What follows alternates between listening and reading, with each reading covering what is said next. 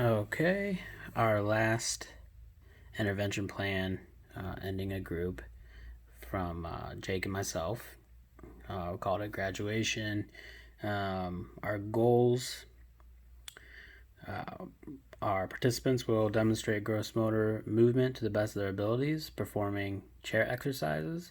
That's kind of our last activity for this overall Eliza Bryan experience. And then the last two goals are kind of like from all the activities and goals, what are your thoughts? Participants will identify at least one new healthy lifestyle change or safety principle that they will practice regularly. Participants will express feelings about the relationships made throughout this experience. So, um, this one's kind of hard to video because it was going to be such discussion based that Jake and I were going to facilitate, and really this would have been an exciting week for us because it would have hopefully been our most talkative discussion yet. So that's one thing we'll miss the most, is kind of drawing them out every week more and more. During this week, we wanted to do like a little snack after exercising, and before we go into like our long discussion. So I didn't get them, but this is kind of what we would have gone for. We would have gone with apple slices and this to go style peanut butter. The least amount of ways we could contaminate something, the better, especially now. And of course, some small water bottles for in between there. But the first part of our activity here. Oh, I'm sorry. Let's go back up. Where's the process? Here we go. So at first, Jake and I will explain, obviously, the importance of doing exercises, even if they are in chairs or in wheelchairs. We would explain, especially during this time with the coronavirus being so prevalent, it's important to work out to boost the immune system. And then overall, we would say it's exercise is great to promote healthier routines and habits in general. We would then organize the group into a half circle. Jake and I would most likely be up front so we could demonstrate to the whole entire group what we would be doing. And then just to kind of give you an idea, first we would do some stretches, upper body stretches, shaking those arms out and your shoulders, and then switch to lower body. So I'm going to try to give you an idea. I mean, the pictures are kind of self-explanatory, but what the shoulder shrugs, let's see if I can turn the screen around here.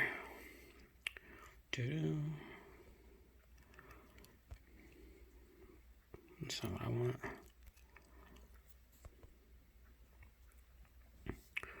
No, I can't turn my screen around for some reason, so I'm going to do it this way. Hopefully you can see me here. So actually, let's do this. I got a mirror right in front of me. So this way here, we would just show the group with the shoulder shrugs and then our arm raises. I guess we would just encourage them to do as many as they could, but we would shoot for 15. I guess 15 is kind of the amount of reps that we decided to go with the most here, or consistently, I should say. So we did that, and then we wanted to do arm curls, just sitting at our side here. And then some of these we could do both arms at the same time or just one, whatever. I know Melvin and Gwendolyn both have affected sides, or from the hemiplegia. They both have affected sides. So one of the ideas Jake and I had was to get Ward, one of our higher functioning group members, to stand in front of the class and help us lead and demonstrate while Jake and I go around to Gwendolyn and Melvin and help facilitate some of those affected sides passively, and then show them how they can kind of get those involved doing hand over hand, or their hand over their affected side, kind of facilitating that motion. Excuse me.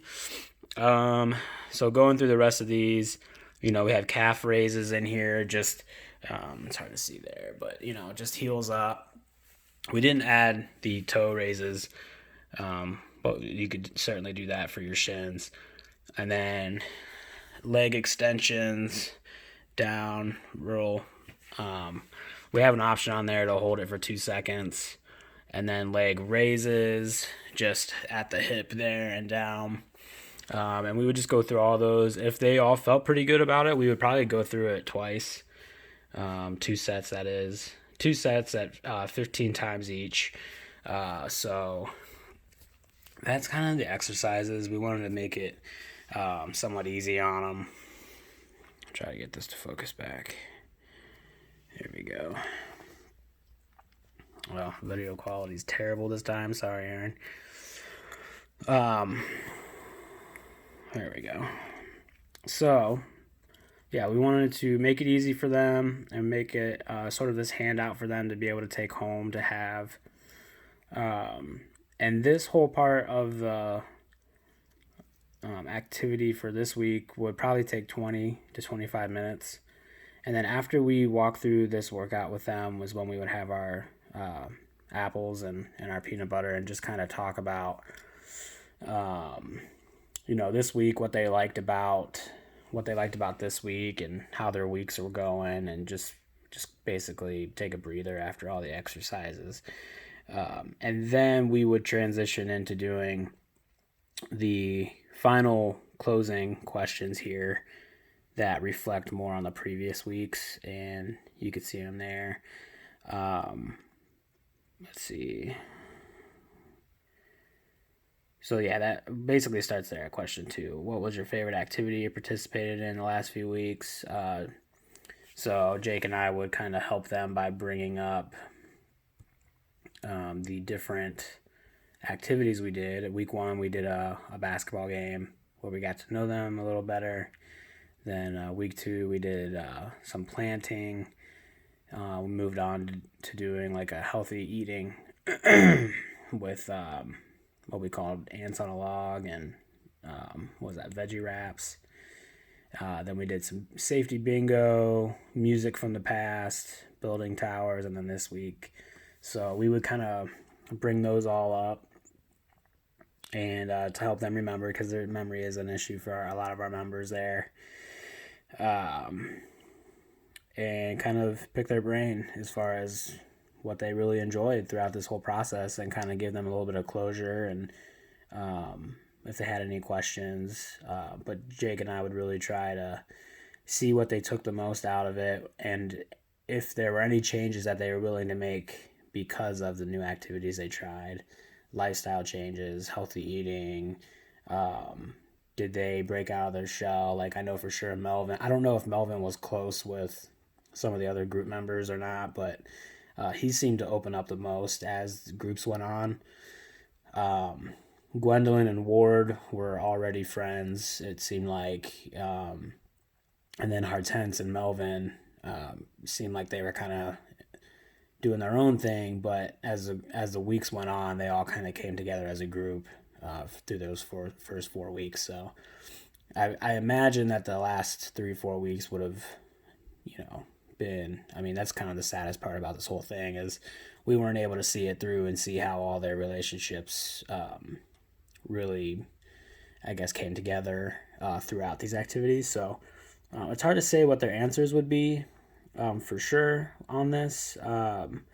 But Jake and I had a pretty good idea that Melvin would have really liked the basketball game, probably this week's, or the building towers.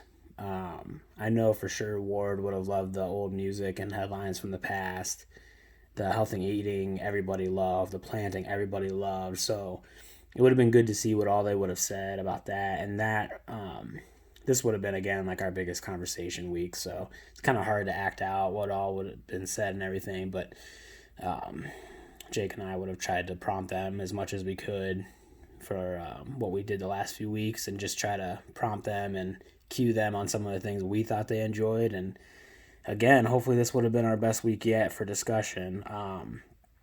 So if you have any questions about the exercise we decided to do or the handout that we have, I'll scroll back down. You already saw the handout from when we turned it in, but we would give this to them and do the old cleanup, make sure everything's back to the way it is, and very sadly say our goodbyes, just like it was with what do you call it, P3, saying bye to everybody. So I'm sure that would have been, sad, just, as much as it is now, not being able to finish with them.